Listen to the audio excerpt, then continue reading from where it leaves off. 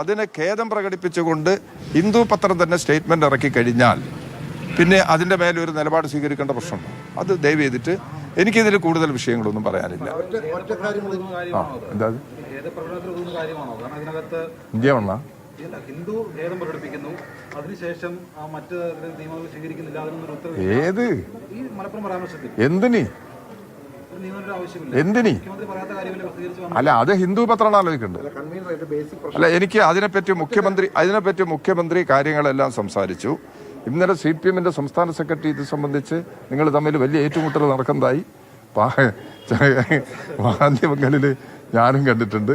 അത് അവസാനിച്ചു കഴിഞ്ഞാൽ ഞാൻ അതിനെക്കുറിച്ച് ഒരു പരാമർശം നടത്താൻ ഉദ്ദേശിക്കുന്നില്ല. ദയവ് ചെയ്ത് അത് പറഞ്ഞിട്ട് എന്നെ ബുദ്ധിമുട്ടിക്കും. ആ പ്രശ്നത്തിൽ ക്ലാരിഫിക്കേഷൻ ഇനിയില്ല. മുഖ്യമന്ത്രിയുടെ പേരിലാണ് ഫേസ്ബുക്ക് പോസ്റ്റ് ഇട്ടാൽ മുഖ്യമന്ത്രി ഒരാൾ ആക്ഷേപിച്ചാൽ കേസെടുക്കും. പക്ഷേ ഇത് വർഗീയ പരാമർശം നടത്തുന്ന ഒരു പ്രസ്താവന, വർഗീയ പരാമർശം ഇല്ലാന്ന് വ്യാജമായിട്ട് വർഗീയമായ പരാമർശം മുഖ്യമന്ത്രി നടത്തിയിട്ടുണ്ട്. നിങ്ങൾ പറഞ്ഞ നിങ്ങൾ പറഞ്ഞു അത് ഹിന്ദു പത്രത്തിനോട് ചോദിക്കും. ഹിന്ദു പത്രം ഖേദം പ്രകടിപ്പിച്ചിട്ടുണ്ട്. ആ ഖേദം ഞങ്ങൾ അംഗീകരിക്കാം. അതുകൊണ്ട് നിങ്ങൾക്ക് എന്തിനാ ഇങ്ങനത്തെ ഒരു വീട് വാശി? എന്തിനാ ഹിന്ദുവിനെതിരായിട്ട് ഇങ്ങനെ കേസ് കൊടുക്കണം? ഹിന്ദുവിനെതിരായിട്ട് എന്നിട്ട് അതിന്റെ മേലെ ചർച്ച ചെയ്യണം. അങ്ങനെ നിങ്ങൾ വാശി പിടിക്കുന്നത് എന്തിനാന്നാ ഞാൻ ചോദിക്കുന്നത്. കേരളത്തില് ആര് ചെയ്തിട്ടുണ്ട്? നിങ്ങൾ അപ്പം വേറെ വിഷയത്തിലേക്ക് പോവുക.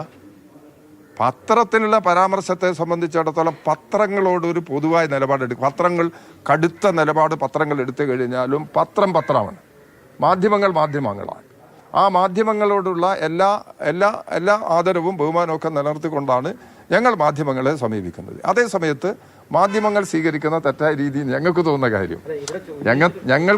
കാര്യം ഞങ്ങൾ ശക്തമായിട്ട് വിമർശിക്കാറുണ്ട്. അത് നമ്മളൊരു സൗഹൃദമായിട്ടങ്ങ് എടുത്താൽ പോരെ. അല്ല, ഞാനതിനെ പറ്റില്ല.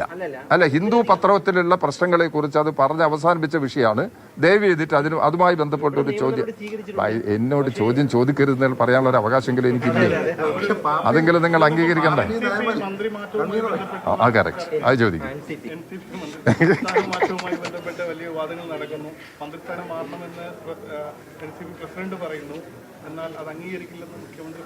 NCP മന്ത്രിയെ മാറ്റുന്ന പ്രശ്നം ഇടതുപക്ഷ ജനാധിപത്യ മുന്നണിയിൽ മുമ്പാകെ ഇതുവരെ വന്നിട്ടില്ല.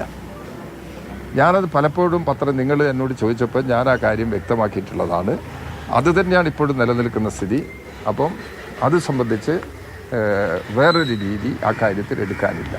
അവർ വരുമ്പോൾ അതിനെക്കുറിച്ച് ആലോചിക്കുക എന്നുള്ളതല്ലാതെ ഇപ്പം മുൻകൂട്ടി അത് സംബന്ധിച്ചുമായിട്ട് ആലോചിച്ച് പത്രവാർത്തൻ്റെ അടിസ്ഥാനത്തിൽ ആലോചിക്കുക എന്നുള്ളത് ചെയ്യുന്നത് ശരിയല്ലല്ലോ. അപ്പോൾ അങ്ങനെയാണ് ഇപ്പം അതിൻ്റെ കിടപ്പ്. അവരെ പാർട്ടിയിൽ എന്തൊക്കെ അഭിപ്രായങ്ങൾ ഉണ്ടാവാം. NCPക്ക് ഓരോ പാർട്ടിയുമാണ് മന്ത്രിമാരെ തീരുമാനിക്കുന്നത്. പക്ഷേ നമ്മളൊരു നിയമവ്യവസ്ഥയുണ്ട്. മന്ത്രിമാരെ നിശ്ചയിക്കുന്നത് മുഖ്യമന്ത്രിയാണ്. അതാണ് നമ്മളെ നിയമവ്യവസ്ഥ. അങ്ങനെയാണെങ്കിലും ഓരോ പാർട്ടിക്കുള്ള മന്ത്രിമാരെ അതത് പാർട്ടിക്കാർ തീരുമാനിക്കുന്നതിനാണ് ആ ഒരു നിലപാട് നമ്മൾ എടുത്തു വന്നിട്ടുള്ളത്. ഈ പ്രശ്നത്തിൽ മുഖ്യമന്ത്രിയും ആ നിലപാട് വ്യക്തമാക്കിയിട്ടുണ്ട്.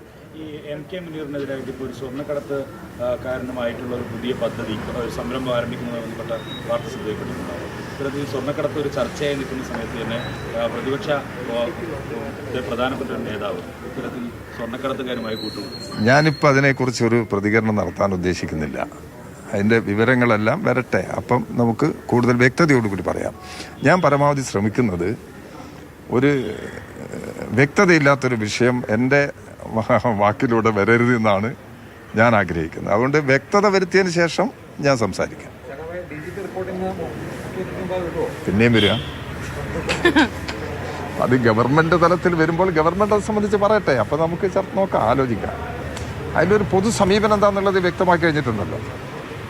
അപ്പോൾ അത് റിപ്പോർട്ടിനെ ബേസ് ചെയ്തിട്ടാണ് നിൽക്കുന്നത്. റിപ്പോർട്ട് വരട്ടെ, വന്നിട്ട് എന്താണ് നിലപാട് എന്നുള്ളത് 1 മാസം തികഞ്ഞിട്ടുണ്ട്. അതായിരിക്കും നിങ്ങൾ പറഞ്ഞത്. 1 മാസം തികഞ്ഞു. സ്വാഭാവികമായിട്ടും അത് വേഗത്തിൽ വരുമെന്ന് തന്നെയാണ് നമ്മൾ പ്രതീക്ഷിക്കുന്നത്. ഈ വയനാട് ദുരിതാശ്വാസവുമായി ബന്ധപ്പെട്ട് ഇന്നലെ വി മുരളീധരൻ പറഞ്ഞത് ഈ സർക്കാർ കൊടുത്ത കണക്കുകളെല്ലാം തെറ്റാണ്, കൃത്യമായ കണക്കുകൾ കൊടുക്കാത്തതാണ്, അത് ആവർത്തിച്ചുകൊണ്ടിരിക്കുകയാണ്. ഇതുവരെ പണം കിട്ടിയിട്ടുണ്ട്. വി മുരളീധരൻ കേന്ദ്രമന്ത്രിയായിരിക്കുന്ന സന്ദർഭത്തിലും അതിനുശേഷവും എന്തെല്ലാം ആക്ഷേപങ്ങളാണ് പറഞ്ഞത്. അദ്ദേഹത്തിൻ്റെ ഒരു വാക്കെങ്കിലും കേരളത്തിന് അനുകൂലമായി നടത്തിയിട്ടുണ്ട്. അദ്ദേഹം നടത്തിയിട്ടുണ്ടോ? ഒരു വാക്കുപോലും അദ്ദേഹം കേരളത്തിന് അനുകൂലമായി നടത്തിയിട്ടില്ല. കേരളത്തിന് എന്തെല്ലാം പ്രശ്നങ്ങളുണ്ട്, ഇനി പോകട്ടെ. ഇനി ഇതിൻ്റെ പ്രപ്പോസൽ കൊടുക്കുന്ന കാര്യത്തിൽ, ദുരിതാശ്വാസത്തിനുള്ള പ്രപ്പോസൽ കൊടുക്കുന്ന കാര്യത്തിൽ കേന്ദ്ര ഗവൺമെന്റിന്റെ മാനദണ്ഡത്തിന്റെ അടിസ്ഥാനത്തിലാണ് പ്രപ്പോസൽ തയ്യാറാക്കി കൊടുത്തത് എന്നുള്ളത് ഗവൺമെന്റ് വിശദീകരിച്ചു കഴിഞ്ഞിട്ടുണ്ട്. അങ്ങനെയാണെങ്കിൽ എന്താ യഥാർത്ഥം ചെയ്യേണ്ടത്? വി മുരളീധരനും BJP നേതൃത്വം ചെയ്യേണ്ടത് ഇതിന് കേരളത്തിന് അർഹമായ സഹായം കേന്ദ്രത്തിൽ നിന്ന് എത്രയും ലഭ്യമാക്കുന്നതിനുള്ള നടപടികളല്ലേ? കേരളത്തിലെ ഗവൺമെന്റിനോടുള്ള വിരോധത്തിന്റെ ഭാഗമായിട്ട് കേരളത്തിലെ ജനങ്ങളെ ശിക്ഷിക്കണോ? അതല്ലേ കുറെ വർഷങ്ങളായി കേരളത്തിൽ നടന്നുകൊണ്ടിരിക്കുന്നത്? അതല്ലേ BJP ഗവൺമെന്റ് സ്വീകരിക്കുന്ന സമീപനം?